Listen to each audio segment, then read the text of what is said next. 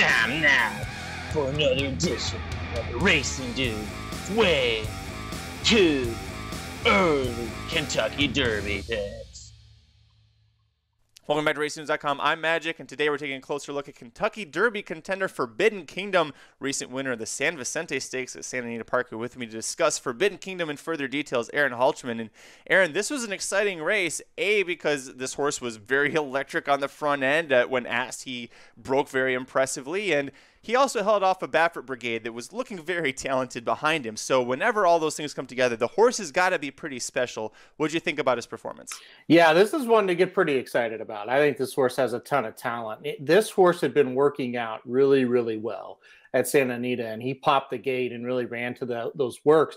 It's not like he was going slow either, Magic. He was motoring a home there for sure, up the backside, I should say. And yeah, those Baffert horses, they didn't run terrible. You look at the speed figures all these horses got, Baffert horses did okay, but they just couldn't make up any ground on Forbidden Kingdom. So really, really impressive start in a race that usually produces solid Kentucky Derby prospects. San Vicente, not a official Kentucky Derby prep. Those trainers out in California really use that race as a stepping stone.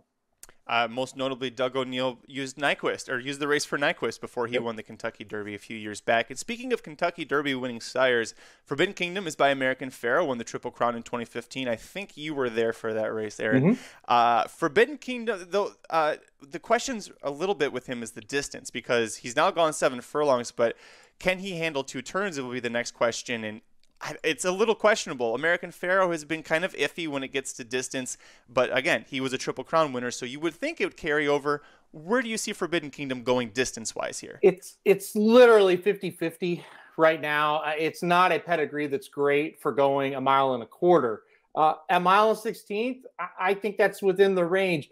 The big kind of misconception that a lot of people have is, if the horse is a closer, as they stretch out, he'll get better and better. That's not really the case. A lot of times, horses with great early speed, they can get a distance that maybe their pedigree doesn't suggest they can get, because that speed will carry them. And you said before we got on air, especially at a place like Santa Anita, early speed is what you want. So him having that quick turn of foot early is really going to help him maybe overcome a pedigree that does look a little bit sprinty. So yeah, I think it's questionable, but I think that early speed's really going to help him. And let's remember, a lot of people thought Life is Good maybe couldn't get past 1 mile before he started to slow down, and he just won the Pegasus at 1 1/8 miles. So early speed going to help. It's still iffy in my opinion, but the talent is really, really looks strong with this horse.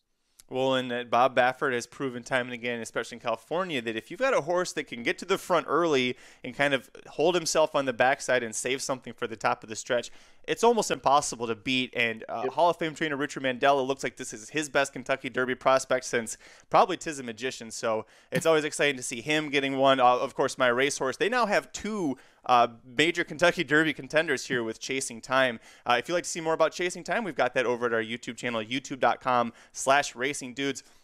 Aaron, last thing before we get out of here, we had one official Kentucky Derby prep race. It was a Southwest Stakes won by Newgrange, another horse that we've done a profile on before. Newgrange gets an 89 buyer for winning that, a 94 for Forbidden Kingdom, and actually the buyers for the Bafferts that finished behind him were 90 and 89. So the speed figures say Forbidden Kingdom had the better win. Which horse do you want of the 2 moving forward on the Derby trail? Listen, I ranked Forbidden Kingdom ahead of Newgrange in the latest rankings. I'll take in this crop right now, and it looks pretty average at this moment. Give me a horse that's got that kind of early speed and that talent to get out in front.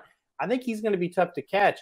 Now, the thing with Newgrange, after I've watched that replay several times, I think that horse absolutely hated Oaklawn Park. He looked like shit, basically, the whole race. He looked like, you said it up the backside, he looks like he was climbing. He looked like he just never really got his feet under him. And when he finally kind of did, he kind of took off and just beat those horses. But I think Forbidden Kingdom is the more talented of the 2 runners. Now, again, the big question mark, distance, what's going to happen with Forbidden Kingdom going 2 turns? Still something we got to answer. But yeah, I ranked Forbidden Kingdom ahead of Newgrange in the latest rankings on racingdudes.com. RaceNews.com is where you can find free picks for every race, every track around the country happening every day. This guy right here, Aaron, puts them all together for you. We also have major stakes previews and recaps over at RaceNews.com, as well as the YouTube channel. Again, that's youtube.com/racingdudes. Hit like if you like this video. Hit subscribe if you really like it. Tell all your friends. We'll see you at the track. This has been another edition of the Racing Dudes Way Too Early Kentucky Derby Pit.